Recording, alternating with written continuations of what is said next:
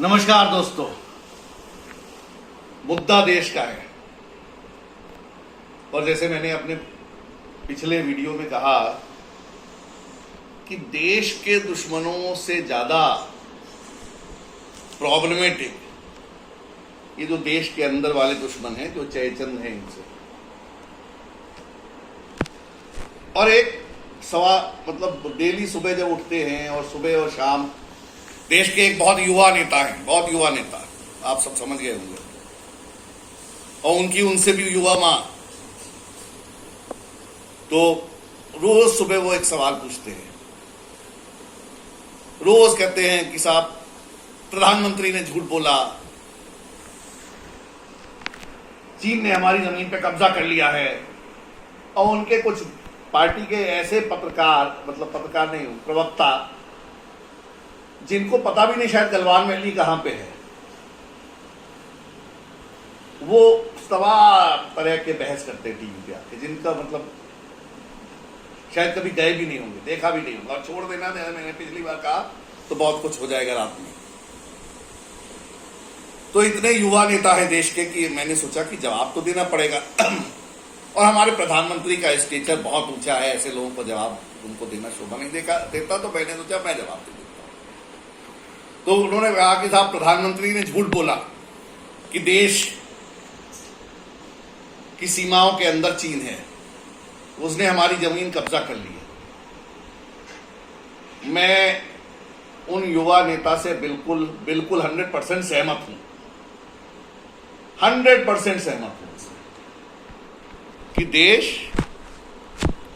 की जमीन, और छोटी मोटी नहीं, 35,000 किलोमीटर की जमीन चीन ने कब्जा कर लिया है, लेकिन आज नहीं, सन 62 में।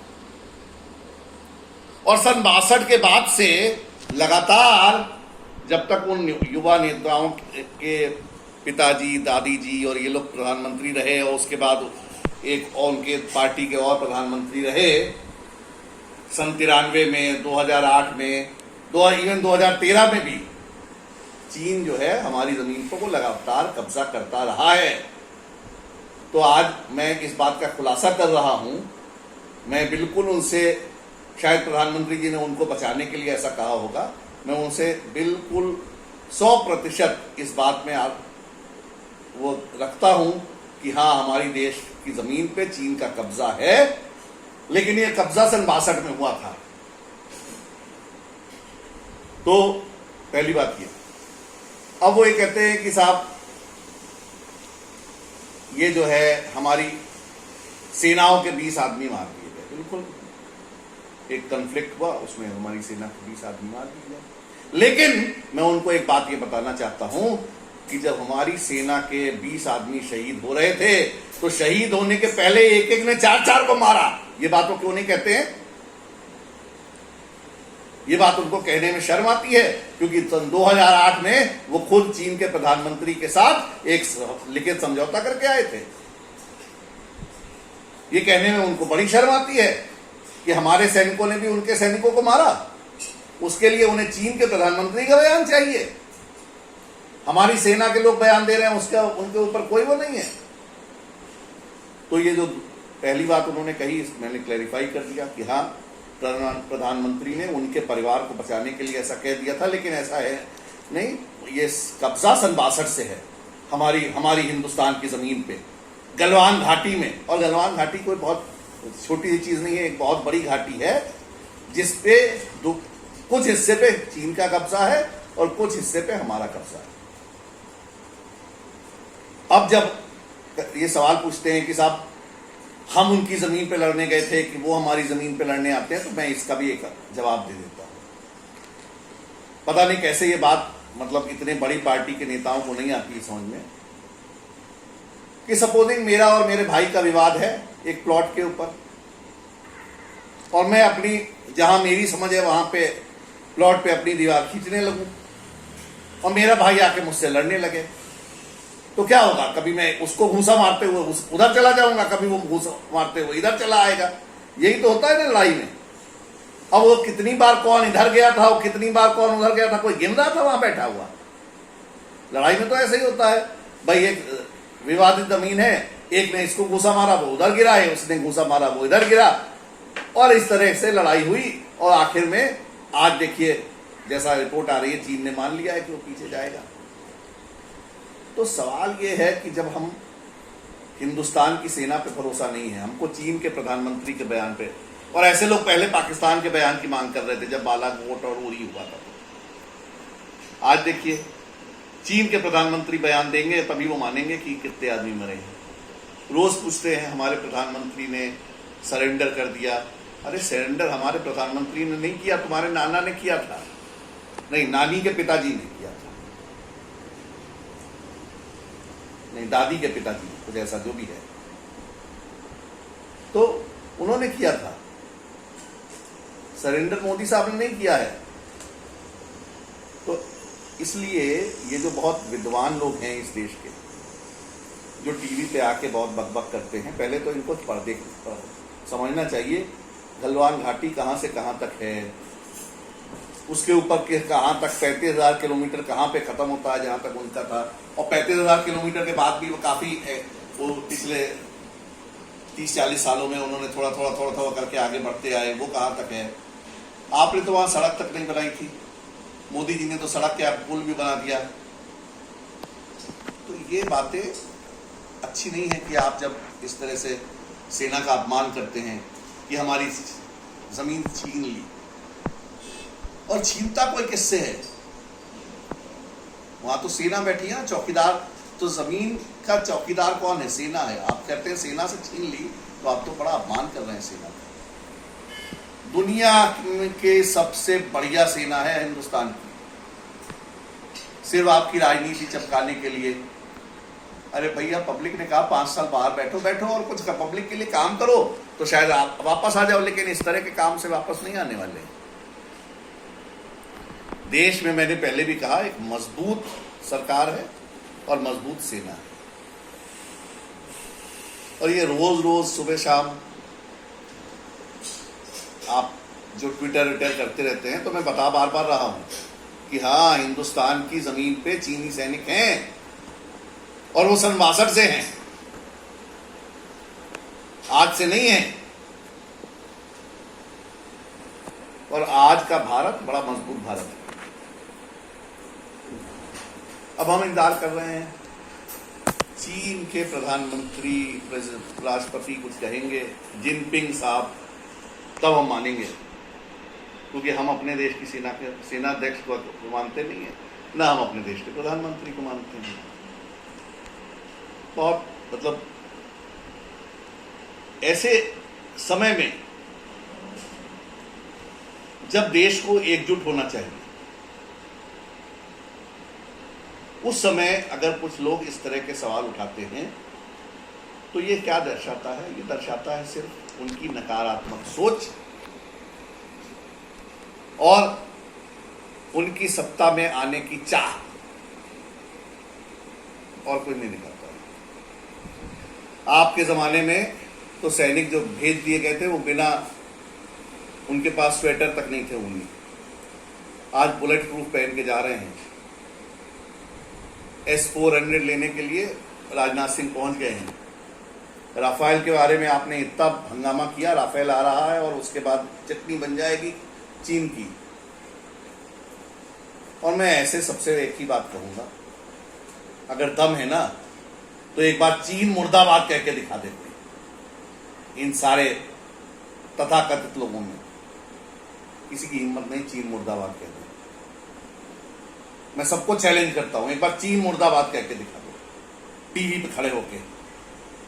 नहीं है हिम्मत किसी, तो इनको तो अपनी राजनीति चमकानी है। वहां जिनपिंग को दिखाना है कि मैं देखिए आपके लिए कितना लड़ रहा हूं, मेरा कैडर आपके लिए कितना लड़ रहा है हिंदुस्तान में। अरे जयचंदो, छोड़ दो इस देश को। ये देश मजबूत हाथों में है, रहेगा, और इसका चीन या पाकिस्तान या और कोई मुल्क कुछ बिगाड़ नहीं पाएगा, ये बता रहा हूं। इसलिए और मैं एक बात बता रहा हूं आपको बड़ी जल्दी, कि जो आपके नाना जी ने 35,000 किलोमीटर दे दिया था वो हम लोग ले लेंगे, और बहुत जल्दी लेंगे। और लेने के बाद फिर आपको बताएंगे कि आपकी कितनी जमीन, अब हम चीन की कितनी जमीन हमारे पास है। ठीक है, तो आप ये मत सोचिए कि यहाँ सब लोग खाली बैठे हैं। यहाँ बहुत कूटनीति से काम हो रहा है। आज चीन के सैनिक मान गए हैं पीछे हटने के लिए। अब वो पीछे हटेंगे तब आप फिर पूछेंगे सवाल, कहां से कहां तक गए, कितनी दूरी कवर की। अरे पहले ही बता दिया 35,000 किलोमीटर कवर कर गए हैं, इससे ज्यादा पीछे नहीं हटेंगे। लेकिन इतना तो किसका दिया जाएगा बहुत जल्दी आने वाले समय। तो ऐसे युवा नेताओं को मैं फिर से कहता हूं, देश के लिए सोचें। देश सर्वोपरि है, पार्टी कभी सर्वोपरि नहीं हो सकती। राष्ट्र को, जो एक बड़ी अच्छी कविता किसी ने लिखी थी, और बार बार जब राष्ट्र की बात होती है तो मुझे वो कविता याद आती है, पुष्प की अभिलाषा, कि चाह नहीं मैं चढ़ूं मंदिरों में अपने भाग्य को इठलाऊं, चाह नहीं मैं सुरमाला के गूथों में गूथा जाऊं, मुझे तोड़ लेना बनवाली, उस पथ पर देना तुम फेंक, मातृभूमि पर शीश चढ़ाने जाएं जिस पथ वीर को। तो देश के बारे में सोचिए। आज चीन हिंदुस्तान के लिए कोई खतरा नहीं है। खतरा है तो सिर्फ चीनी एजेंट जो हिंदुस्तान में है वो है। चीन को पटकनी तो हम 2 दिन में दे देंगे, बट डेमोक्रेसी की वजह से ये जो चीनी एजेंट हैं, जो कहते हैं ना, हमारी साहब एक बड़ा हिंदुस्तान में वो पिछले 2-3 साल में 4 साल में शब्द चला है, वो है कि डेमोक्रेसी ने साहब हमको जो है आजादी दी है कुछ भी बोलने की। भारत मुर्दाबाद के नारे लगाओ और फिर कह दो साहब डेमोक्रेसी ने हमको ये अधिकार दिया है। हर चीज में डेमोक्रेसी के पीछे छुप जाने की आदत, ये ठीक नहीं है। जब जेएनयू में भारत विरोधी नारे लगते हैं तब भी आप उनके साथ खड़े हो जाते हैं। जब उरी और बालाकोट होता है तो आप पाकिस्तान के साथ खड़े हो जाते हैं। जब चीन हो रहा है तो आप चीन के साथ खड़े हैं। अरे कभी तो हिंदुस्तान के साथ खड़े होकर दिखाओ। तुम नहीं दिखा सकते तो चादर ओढ़ के बैठ जाओ घर में। ये देश देख रहा है। और एक बात बता दूं, देश कभी माफ नहीं करता। डेमोक्रेसी का जब लोग कहते हैं कि अरे डेमोक्रेसी में हमको ये ताकत दी है कि हम कहीं भी कुछ भी बोल सकते हैं, तो डेमोक्रेसी में एक बात और है, पब्लिक को भी इतनी ताकत दी है कि वो कब आपको किनारे कर देगी। वो कर ही चुकी है पिछले 2 इलेक्शन में। तो इसलिए फिर एक बार मैं हर देशवासी से, राष्ट्र से बड़ा कुछ नहीं है। राष्ट्र के साथ खड़े रहिए। भारत की सेना का मनोबल को बढ़ाइए, जैसे भी बढ़ाना चाहते हैं वैसे बढ़ाइए। ताली बजा के बढ़ाइए, घंटी बजा के बढ़ाइए, लेकिन बढ़ाइए। और देश पे उंगली मत करिए। जय हिंद दोस्तों, भारत माता की जय।